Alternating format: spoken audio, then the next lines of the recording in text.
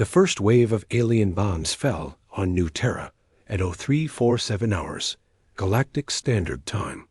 The colony's defense grid, designed to repel asteroids and space debris, proved utterly inadequate against the sophisticated plasma charges that rained from the void. Within minutes, 3 million human settlers were reduced to ash and memory. Admiral Kane stood before the holographic display in Earth's Strategic Command Center, watching the red markers blink out one by one across humanity's outer rim territories. The hegemony fleet had struck without warning, without declaration, without mercy. In 12 hours, 7 colonies had been obliterated. "Sir, we're receiving emergency transmissions from the frontier station," reported Communications Officer Reed, his voice tight with barely controlled emotion. "They're requesting immediate evacuation support."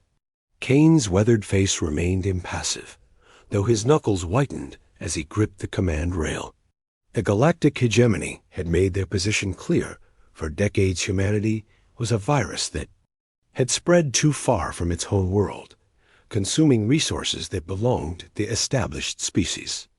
Today, they had decided to begin the extermination.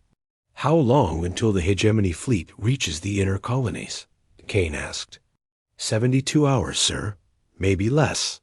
The Admiral closed his eyes for a moment, feeling the weight of billions of lives pressing down on his shoulders.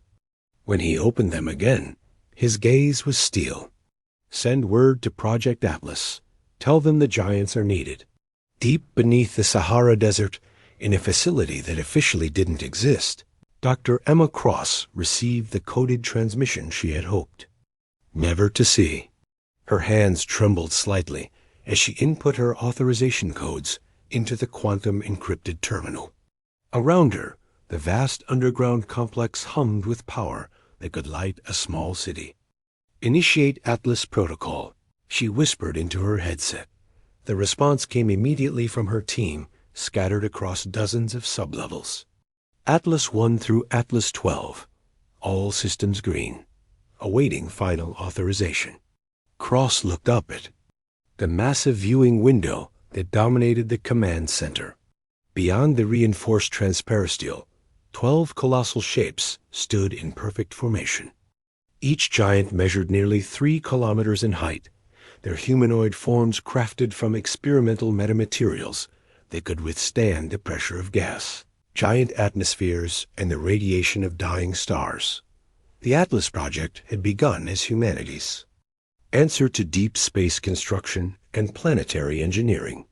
The giants were designed to build worlds, to terraform hostile environments, to reach into the hearts of stars and harvest energy for human civilization.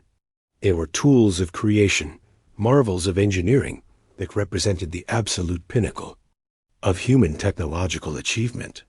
Today, they would become instruments of war. "Giants, this is Command." Cross spoke into the communications array that linked her consciousness directly to the artificial minds within each colossal frame. "You are aware of the situation." The response came not in words, but in a wave of understanding. That washed through the quantum link. The giants possessed intelligence that bordered on the transcendent, minds capable of processing the mathematics of star formation and the subtle poetry of planetary evolution. They understood what was being asked of them. "We grieve for the lost colonies," came the collective response, a harmony of voices that resonated through Cross's very bones. "We accept this burden." The first giant, Atlas 1, stepped forward. The ground shook with each footfall as it approached the launch platform. Its head turned toward the command center, and for a moment, Cross felt the weight of its gaze ancient, despite being only 5 years old, filled with a sadness that seemed to encompass the tragedy of all wars. The hegemony fleet arrived at Frontier Station expecting to find another defenseless human colony. Instead, they found Atlas 3 waiting in the void between planets, its massive form dwarfing their largest dreadnoughts. The alien commanders had encountered many species in their conquest of the galaxy, but nothing had prepared them for the sight of a 3-kilometer tall humanoid figure floating freely in space.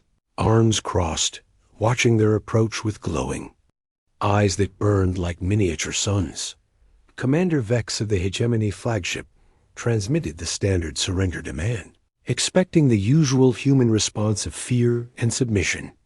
Instead, Atlas III's voice echoed across all frequencies, a sound that seemed to originate from the quantum substrate of space itself. "You have killed our children," the giant said, its words carrying harmonics that made the Hegemony ships' hulls vibrate sympathetically. "You have destroyed our homes. You believe humans are weak because we build rather than conquer, because we create rather than consume. Today, you learn the strength of those who choose peace until peace is no longer possible." The battle lasted 17 minutes. When it ended, the Hegemony fleet existed only as expanding clouds of superheated plasma, while Atlas III stood unmarked among the debris. Similar scenes played out across 12 star systems as the giants engaged Hegemony forces with tactics that defied conventional understanding of warfare. They did not use weapons in any traditional sense. Instead, they manipulated gravity wells to crush entire battle groups, redirected stellar winds to strip armor from enemy hulls, and used their bare hands to tear apart ships that had conquered 100 worlds. They moved through space as easily as walking through air, their quantum-threaded neural networks calculating trajectories that bent the laws of physics to their will. Within a week, the Hegemony's grand fleet was scattered wreckage floating in the void between stars. The survivors fled back to their core worlds, carrying tales of humanity's giants that would become legend among the galaxy's warrior races. But the giants took no joy in their victory.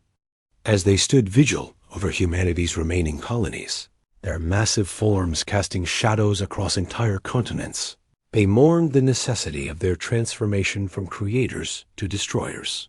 They had been built to reach for the stars and plant gardens among alien suns. Instead, they had become monuments to the price of peace in a hostile universe. Admiral Kane watched from Earth as the last Hegemony ship disappeared into hyperspace, fleeing toward the galactic rim. The war was over, but humanity had revealed its ultimate guardian, and the galaxy would never see them as defenseless prey again. The giants returned to their vigil, eternal sentinels watching over the children they had sworn to protect, hoping that their terrible strength would never be needed again.